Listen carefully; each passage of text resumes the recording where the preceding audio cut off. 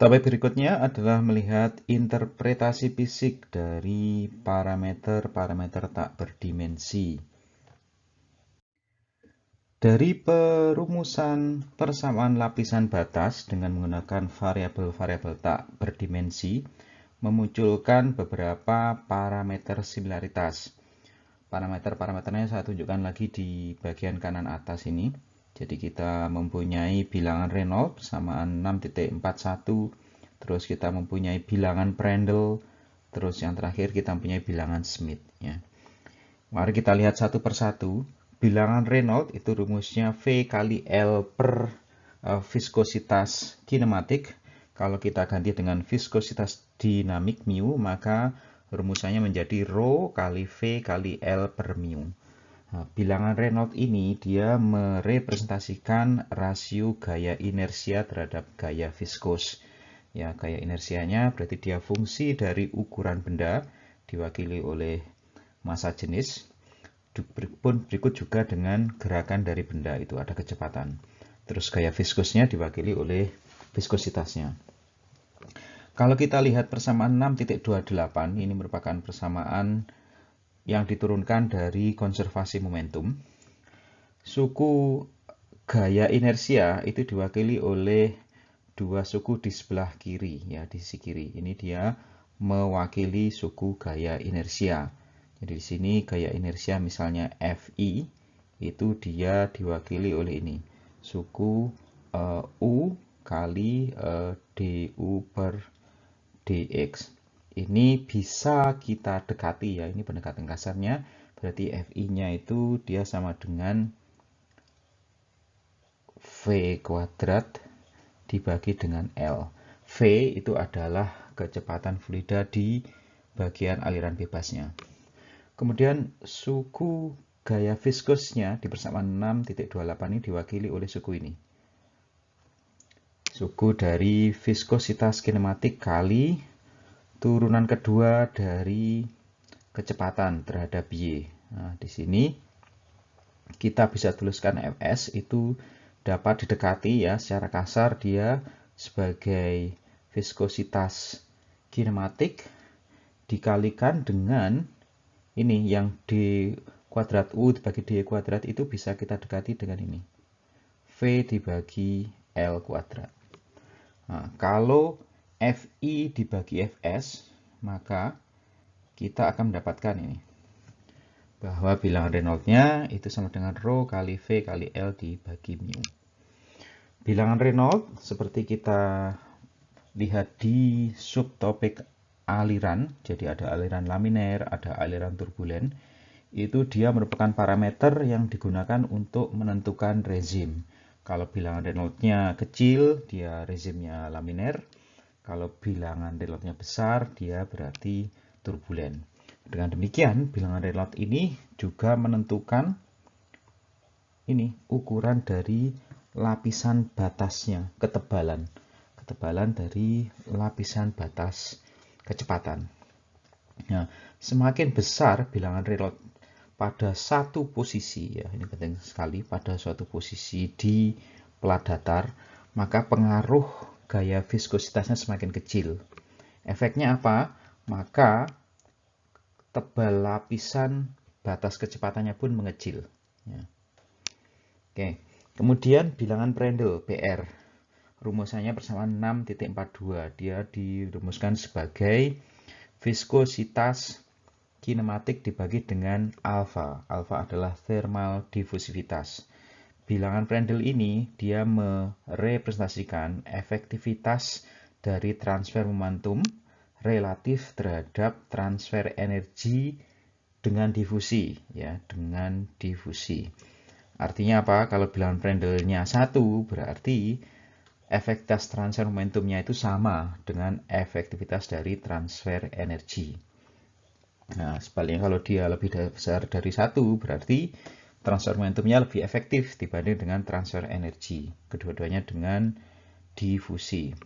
Nah, kalau Anda perhatikan beberapa nilai Prandtl di appendix bagian akhir dari buku, untuk gas itu umumnya bilangan Prandtl-nya sekitar 1, ya. Sekitar 1. itu ada di tabel A4. Itu artinya apa? Bahwa untuk gas itu artinya transfer energi dan momentum dengan difusi itu comparable. Ya. Sementara untuk cairan logam, bilangan Prandtl-nya itu kurang dari 1. Ya. Di sini laju difusi energi itu lebih besar dibanding dengan laju difusi momentum, ada di tabel A7. Sementara untuk oil, ya, itu bilangan Prandtl-nya jauh lebih besar dibanding 1, ada di tabel A5. Ya. Maka kita bisa katakan bahwa transfer momentumnya melebihi transfer dari energi. Ya.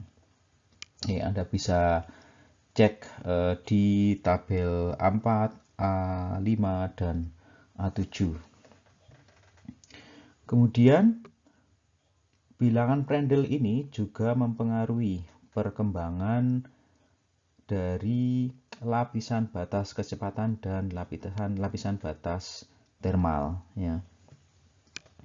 Nah, kemudian untuk lapisan batas laminer itu biasanya kita dapat menggunakan korelasi persamaan 6.55. Di sini bahwa rasio antara lapisan batas kecepatan terhadap lapisan batas thermal itu dia fungsi dari atau bisa dekati dengan PR pangkat N, ya. N-nya itu nilainya positif, ya. Nilainya positif. Sehingga kita bisa katakan kalau dia gas berarti delta T sama dengan delta. Kalau dia cairan logam berarti delta T-nya itu lebih besar dibanding delta. Terus kalau dia oil berarti delta T-nya lebih kecil dibanding dengan delta. Berikutnya bilangan Schmidt itu dirumuskan dengan persamaan 6.43, itu sama dengan viskositas kinematik dibagi dengan DAB. DAB itu adalah koefisien difusi untuk kasus campuran biner, campurannya A dan B. Nah, bilangan Schmidt ini dia merepresentasikan efektivitas transfer momentum relatif terhadap transfer massa dengan metode difusi. Nah, untuk kondisi aliran laminer, maka kita bisa menggunakan persamaan 6.56 bahwa rasio dari ketebalan lapisan batas kecepatan terhadap ketebalan lapisan batas konsentrasi itu sama dengan bilangan Schmidt pangkat N, N-nya positif, ya. Kemudian ada parameter dimensi lain, ya, yang menghubungkan antara bilangan Schmidt dan bilangan Prandtl. Itu disebut sebagai bilangan Lewis, ya, LE, persamaan 6.57. Jadi LE itu sama dengan SC dibagi PR. Nah, di sini dari persamaan 6.55 sampai 6.57, ya. 6.55-nya di slide sebelumnya itu menunjukkan rasio antara ketebalan lapisan batas kecepatan terhadap ketebalan lapisan batas thermal yang sama dengan PR pangkat N. Dari situ maka kita nanti akan mendapatkan persamaan 6.58. Di sini bahwa rasio antara ketebalan lapisan batas thermal terhadap ketebalan lapisan batas konsentrasi itu bisa didekati sebagai bilangan Lewis pangkat N. N-nya positif, biasanya N-nya itu diasumsikan bernilai 1/3. Tabel 6.2 ini merupakan list dari beberapa parameter tak berdimensi, ya, bilangan tak berdimensi untuk transfer panas dan transfer massa. Di awal-awal bab 5 misalnya kita digunakan dengan bilangan Biot. Kalau Anda perhatikan, bilangan Biot itu bentuknya sama dengan formula bilangan Nusselt, ya. Bilangan Nusselt kan sama dengan HL per K juga. Yang membedakan bahwa K untuk bilangan Biot itu dia berasal dari sistem yang solid ya, dari benda solid ya. Sementara kalau untuk Nusselt, bilangan Nusselt, K-nya itu dari fluidanya. Tapi rumusnya persis sama ya. Kemudian kita di sini juga mempunyai bilangan Biot untuk transfer massa, terus ada bilangan Bond, itu rasio gaya gravitasi terhadap gaya tegangan permukaan. Kemudian yang nanti Anda juga pakai kalau Anda pelajari perpindahan panas atau transfer panas dan massa lebih lanjut di strata S2 atau S3, ini ada bilangan Eckert ya.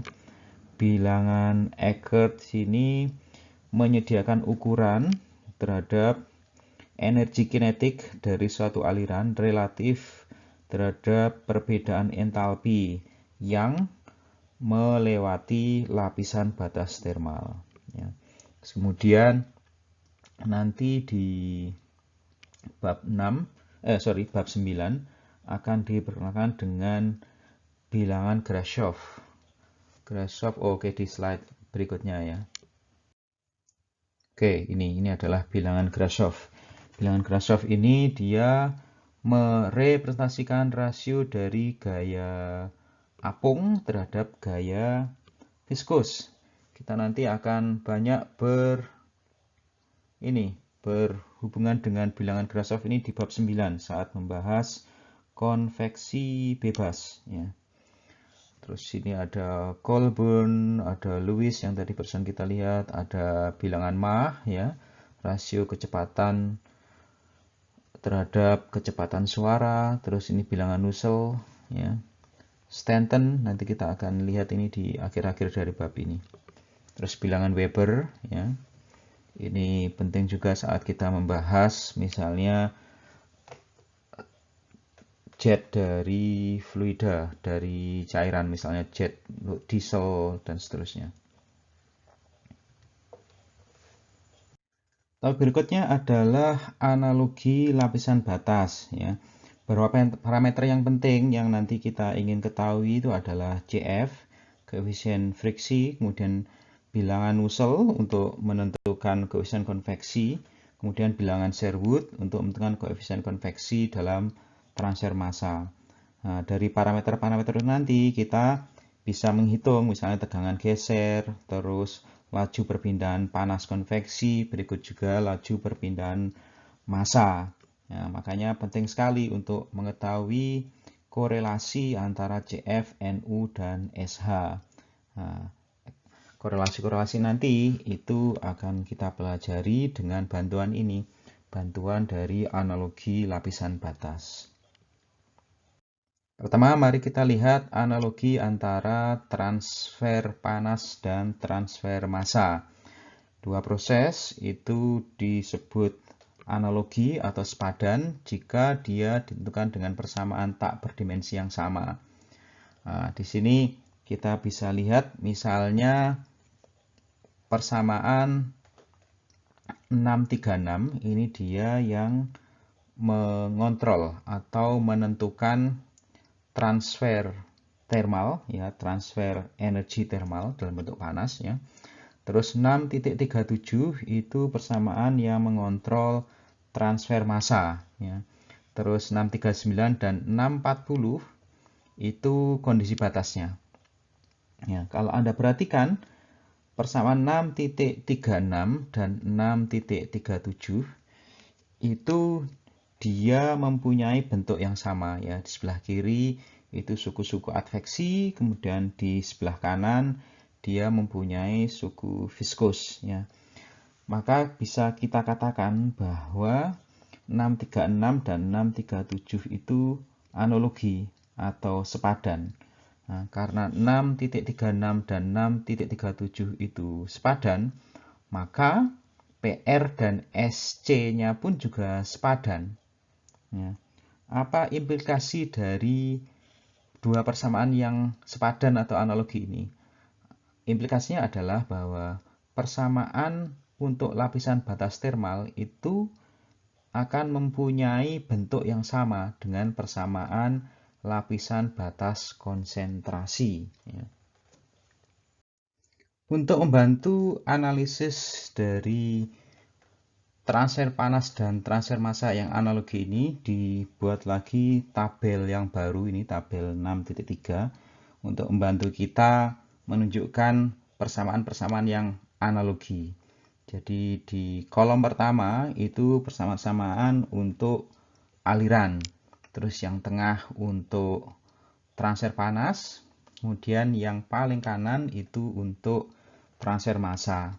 Ya, persamaan 6.44 itu rumusan untuk U star, dia akan beranalogi dengan persamaan 6.47. Ya. Kemudian dia juga akan beranalogi dengan persamaan 6.51, ya. Dan seterusnya. Seterusnya untuk 6.45 dia akan beranalogi dengan bilangan Nusselt. Bilangan Nusselt juga akan beranalogi dengan bilangan Sherwood 6.52. Ya, kalau Anda perhatikan bentuk persamaannya sama. Ya. Nah, dengan adanya analogi ini, maka persamaan transfer panas dan energi itu dapat saling ditukarkan. Ya. Dan ini mempunyai keuntungan yang besar. Misalnya kalau kita mempunyai hasil eksperimen dari transfer panas konveksi, nah, hasilnya itu dapat digunakan untuk menghitung transfer massa konveksi dengan mengganti NU dengan SH dan PR dengan SC. Syaratnya apa? Geometrinya harus sama, ya. Gitu. Oke, dari analogi ini juga dapat digunakan untuk menghubungkan koefisien konveksi, ya. Kita mempunyai bilangan Nusselt untuk transfer panasnya, terus bilangan Sherwood itu untuk transfer massa. Nah, nanti di bab 7, bab 8 itu bilangan Nusselt dan bilangan Sherwood itu umumnya dia fungsi dari bilangan Prandtl pangkat N untuk bilangan Nusseltnya atau bilangan Schmidt pangkat N untuk bilangan Sherwoodnya. Nah, kalau Anda perhatikan di sini bahwa dia mempunyai fungsi yang ekuivalen. Fungsinya itu adalah ini. F sebagai fungsi dari X star dan bilangan Reynolds. Ya. Nah, karena adanya fungsi yang ekuivalen ini, maka kita bisa dapatkan atau kita tuliskan persamaan baru, persamaan 6.59, bahwa rasio dari bilangan Nusselt terhadap bilangan Sherwood itu berarti kan sama dengan PR pangkat N dibagi SC pangkat N, atau seperti ini bentuknya, bahwa NU dibagi PR pangkat N sama dengan SH dibagi SC pangkat N. Nah, kalau kita substitusikan dari persamaan 6.48 dan 6.52, ya 6.48-nya bisa Anda lihat di tabel bawah ini, bahwa bilangan Nusselt itu sama dengan HL dibagi K, terus 652 itu bahwa bilangan Sherwood itu sama dengan HM kali L dibagi DAB. Kalau Anda substitusikan ke persamaan 6.59, maka Anda akan mendapatkan ini, persamaan ini. Atau kalau kita gunakan bantuan persamaan 6.57, di sini diperkenalkan bilangan Lewis, maka Anda akan mendapatkan ini, persamaan 6.60, bahwa rasio antara H dibagi HM itu sama dengan rho, ya, kali CP kali bilangan Lewis pangkat N-1. Ya. Oke, ya, di sini hasil ini dapat digunakan untuk menentukan HM dengan diketahuinya H dan sebaliknya. Ya. Terus N-nya itu biasanya dia mempunyai nilai 1 dibagi 3 atau sepertiga. Nah, persamaan 6.60 ini bisa juga kita terapkan untuk H over bar. Jadi H rata-rata, ya, H rata-rata dan HM rata-rata. Oke, mari kita lihat contoh berikut ini. Ada suatu objek, dia objeknya solid, terus bentuknya tertentu, ya, atau arbitrary, ya. bisa bentuknya bisa sembarang gitu ya. Dia suspended, digantung di suatu udara atmosfer ya. Terus udaranya itu mempunyai temperatur dan kecepatan ini. Temperaturnya 20 derajat Celcius, kecepatannya 100 meter per detik. Terus bendanya ini mempunyai panjang karakteristik L-nya 1 meter. Terus temperatur permukaannya dijaga pada 80 derajat Celcius. Pada kondisi ini diperoleh bahwa flux panas konveksinya pada titik tertentu ya, particular point, di permukaan tersebut dia mempunyai nilai ini 10⁴ watt per meter persegi. Terus kemudian temperatur pada lapisan batas di atas titik tadi itu temperaturnya 60 derajat Celcius. Terus kemudian ada benda yang kedua ya, benda yang kedua itu dia mempunyai bentuk yang sama tetapi panjang karakteristiknya 2 meter ya, jadi double. Nah, di benda yang kedua ini kita ingin menentukan berapa transfer massanya ya. Jadi fokus dari benda yang kedua ini adalah kasus transfer massa.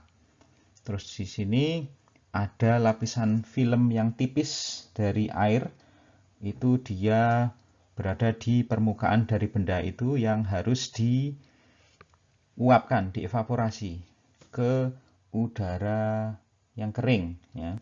Terus udara yang keringnya itu mempunyai kecepatan 50 meter per detik. Fluidanya sama ya, jadi udara.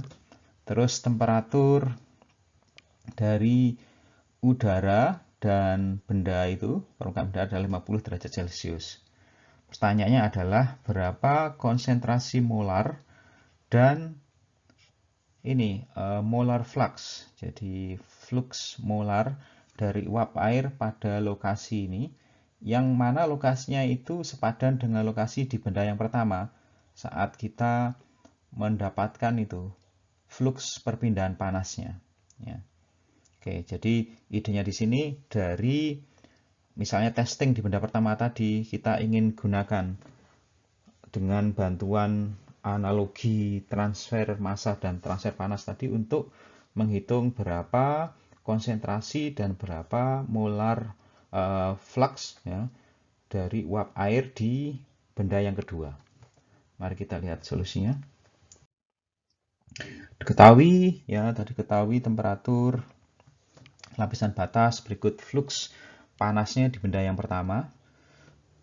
Terus yang ditanya itu dengan menggunakan analogi ya, itu berapa konsentrasi dari uap air dan fluxnya di benda yang kedua yang punya bentuk yang sama tetapi panjang karakteristiknya 2 kali ya. Jadi L yang pertama itu 1 meter, yang kedua 2 meter. Nah, ini skemanya. Di benda yang pertama, sekali lagi fokusnya untuk transfer panas, diketahui titik hingganya, terus kecepatan V-nya diketahui, tekanannya 1 atmosfer, terus di titik tertentu ya, titik tentunya saya kasih misalnya warna biru di sini. Tentu diketahui bahwa flux panasnya 10⁴ watt per meter persegi, temperatur dari permukaannya 80 derajat Celcius, terus temperatur lapisan batas yang berkorelasi dengan tempat pengukuran flux panasnya itu adalah 60 derajat Celcius. Dari data ini kita gunakan analogi untuk menentukan ini kondisi di benda yang kedua. Berapa ini CA-nya ini adalah konsentrasi, terus NA tanda petik ini adalah flux molarnya. Ya, data-datanya diketahui, theta angganya 50, V-nya 50, P-nya 1 atmosfer ya. Oke, ini adalah asumsi-asumsinya, punya steady state 2 dimensi, terus incompressible, sifatnya konstan, terus pendekatan lapisan batas bisa kita gunakan di sini, terus disipasi viskosnya kita abaikan, terus yang keempat adalah fraksi mol dari uap air di lapisan batas konsentrasinya itu jauh lebih kecil dari 1 ya. Oke, sebelum kita menyelesaikan, kita tentunya menentukan sifat-sifat termalnya. Pertama untuk udara ya.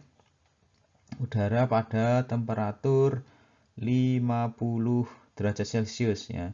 Di sini 50 derajat Celcius ini rata-rata antara temperatur udara dan temperatur permukaan. Di kasus yang pertama itu temperatur udaranya 20, temperatur permukaan 80, kalau di rata-rata berarti 50 ya. Anda gunakan tabel 4 untuk menentukan berapa viskositas kinematik, terus konduktivitas termal, terus berikut bilangan Prandtl-nya. Kemudian untuk yang benda yang kedua itu kita gunakan tabel A6 karena kita fokusnya itu uap air ya, temperaturnya 50 derajat Celcius. Di sini kita gunakan untuk kondisi saturated ya. Jadi Anda lihat cari yang uap jenuh ya. Jadi rho-nya berarti 1/VG. Terus kemudian Anda juga gunakan tabel A8 untuk menentukan DAB, koefisien difusivitas masanya ya antara uap air dan udara. Oke, nanti sekali lagi kita gunakan analogi antara transfer panas dan transfer massa. Dari persamaan 6.47 dan 6.51 itu dia persamaan untuk T star dan CA star ya. Kemudian kita cek masing-masing. Di kasus benda yang pertama itu kita hitung bilangan Reynolds-nya, ketemunya 5,5 kali 10 pangkat 6. Bilangan Prandtl-nya udah ketemu tadi dari tabel A4 ya, karena dia fluidanya udara. Ya. Oke, kemudian untuk kasus benda yang kedua, itu kita hitung juga bilangan Reynolds-nya, ketemunya 5,5 kali 10 pangkat 6. Jadi sama antara benda yang pertama dengan benda yang kedua. Terus kemudian kita hitung Smith number-nya. Smith number-nya dia ketemu 0,7. Oke, dari sini kita bisa lihat bahwa kedua kasus ini mempunyai bilangan Reynolds yang sama, kemudian bilangan Prandtl-nya juga sama dengan bilangan Smith. Maka kita bisa katakan bahwa di sini distribusi temperatur dan konsentrasinya akan mempunyai bentuk yang sama. Ya, tadi dari benda yang pertama dengan benda yang kedua tadi bentuknya sama, cuma dia di scale up ya. Makanya bisa kita tuliskan juga ini bahwa X1 star sama dengan X2 star dan Y1 star sama dengan Y2 star. Nah, karena dia analogi, maka bisa kita tuliskan ini bahwa persamaan konsentrasi 6.51 itu bisa kita samakan dengan persamaan temperatur 6.47 ya. Oke, Anda masukkan angka-angkanya tadi dari pengukuran pertama kan ada data temperatur semua. Maka akan ketemu bahwa konsentrasinya itu adalah ini 0,0046 kmol per meter kubik. Oke, dari Anda bisa lihat di sini bahwa dari analogi transfer massa dan transfer panas ini kita bisa mendapatkan konsentrasi dari uap air ya. Berikutnya kita hitung flux molarnya dengan bantuan persamaan 6.8 itu bahwa flux molarnya itu HM kali CAS minus CA di bagian aliran bebas. Nah, di sini kita perlu menentukan HM. HM-nya bisa dihitung dari analogi. Ya, dari persamaan 6.49 dan 6.53 kita tahu bahwa karena parameter-parameter ini sama, maka kita bisa gunakan ini, korelasi ini, bahwa bilangan Sherwood sama dengan bilangan Nusselt. Ya. Nah, bilangan Nusselt-nya bisa kita hitung di kasus yang pertama tadi. Dengan demikian nanti kita akan bisa mendapatkan HM-nya. Ya. HM-nya ketemu ini, 0,077 meter per detik.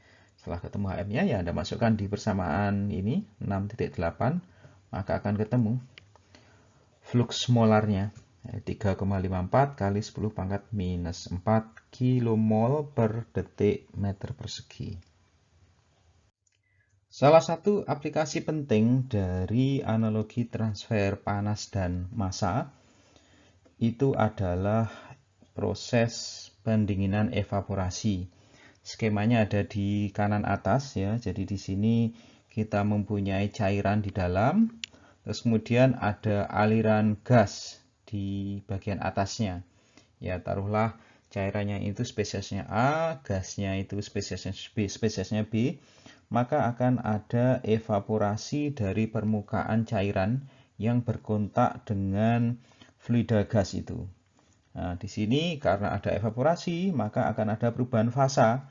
Nah, perubahan fasa itu bisa terjadi kalau ada suplai panas laten ya untuk mensupport perubahan fasa tadi. Nah, perubahan panas laten itu nanti akan menyebabkan penurunan temperatur di bagian permukaan sini ya. Kan ada energi yang diperlukan untuk mengevaporasi sebagian dari cairan itu. Nah, kadang juga kita ingin menjaga supaya temperaturnya tetap konstan, maka di sini perlu ditambahkan panas ya, misalnya dari listrik atau yang lainnya. Nah, di sini kalau kita terapkan kesetimbangan energi dari bendanya itu, batas sistemnya garis putus-putus warna merah, maka kita mendapatkan persamaan 6.61 ya. Jadi panas konveksi ditambah dengan panas yang ditambahkan ini ya, maka dia akan sama dengan evaporasi ya. Jadi di sini evaporasinya kita bisa gunakan persamaan 6.62. Nah, kalau tidak ada QADD-nya ya, maka otomatis bahwa panas evaporasinya itu akan sama dengan panas konveksi ya. Persamaan 6.63. Di sini persamaan konveksinya saya ganti dengan rumusan ini, terus ini untuk persamaan evaporasinya ya. Jadi HFG itu adalah panas latennya, terus HM kali rho A dan seterusnya itu adalah melambangkan itu laju evaporasi ya, laju evaporasi. Oke, kemudian dari persamaan 6.63 ini kita bisa menghitung efek pendinginannya ya. Efek pendinginannya ya ini T tak hingga dikurangi TS ya. Kita kan berharapnya TS-nya menurun karena adanya evaporasi itu. Nah, itu fungsi dari HFG, terus ada HM, ada H kali rho ya, rho A1 itu berarti dia pada kondisi saturated ya. Itu. Terus kali TS ya dikurangi rho A. Rho A-nya rho A di bagian aliran bebas ya.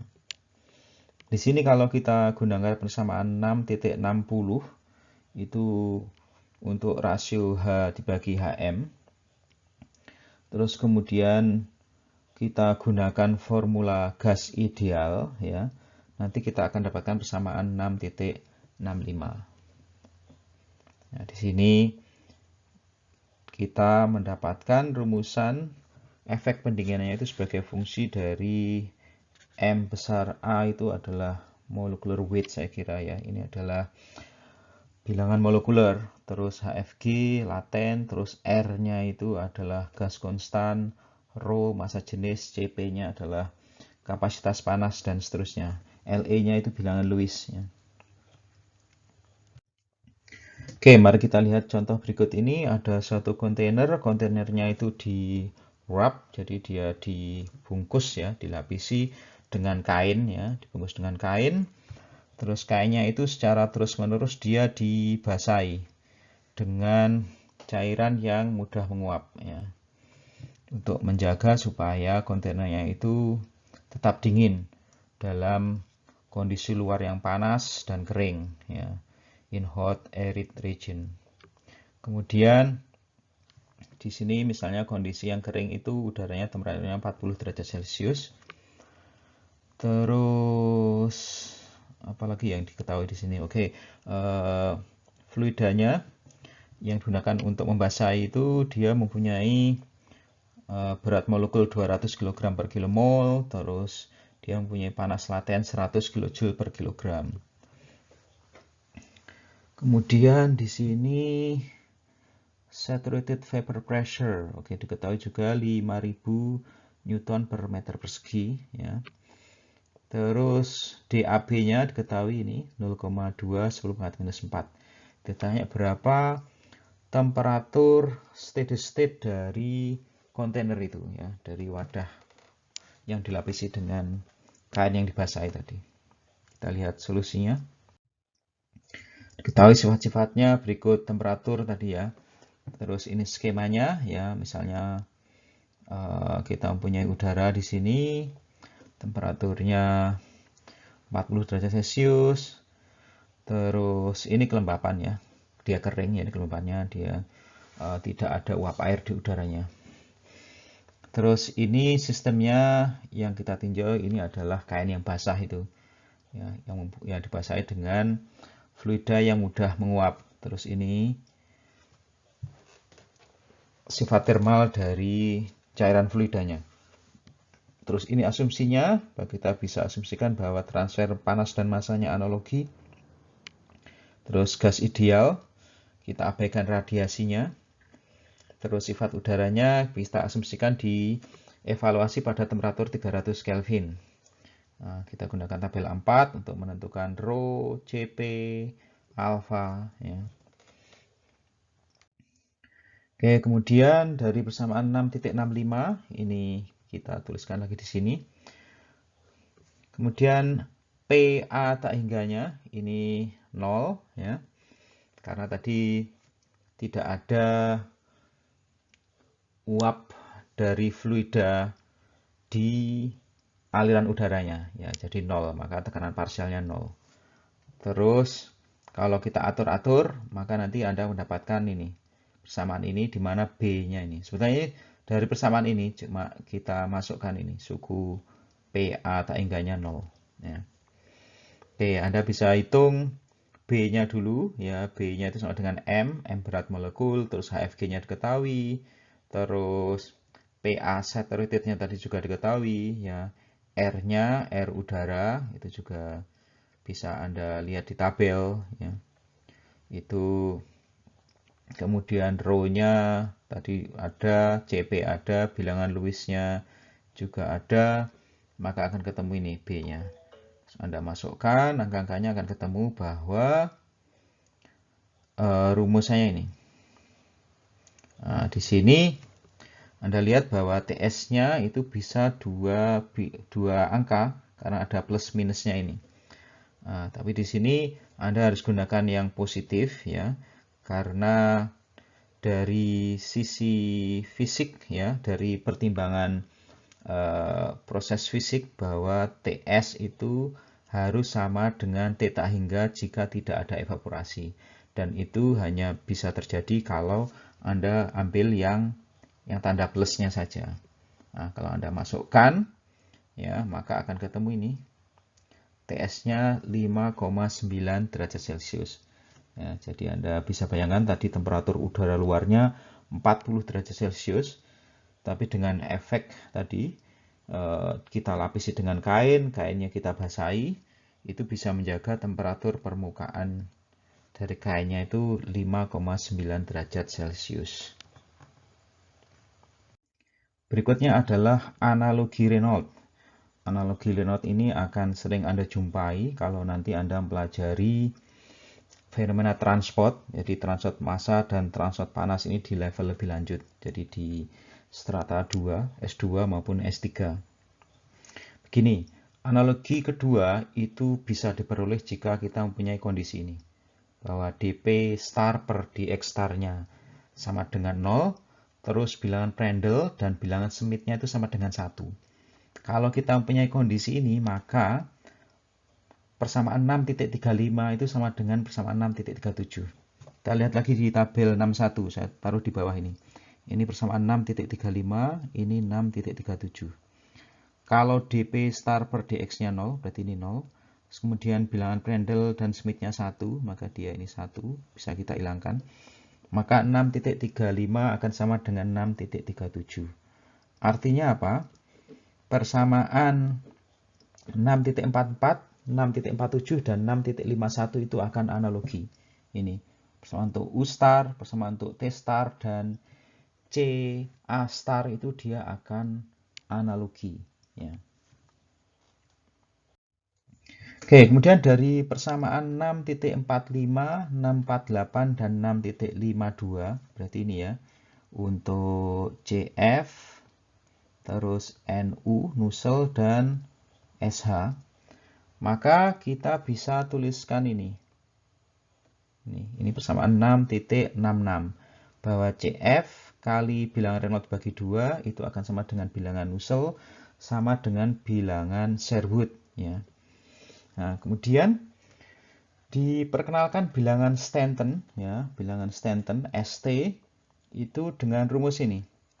Bilangan Stanton itu sama dengan NU dibagi RE kali PR.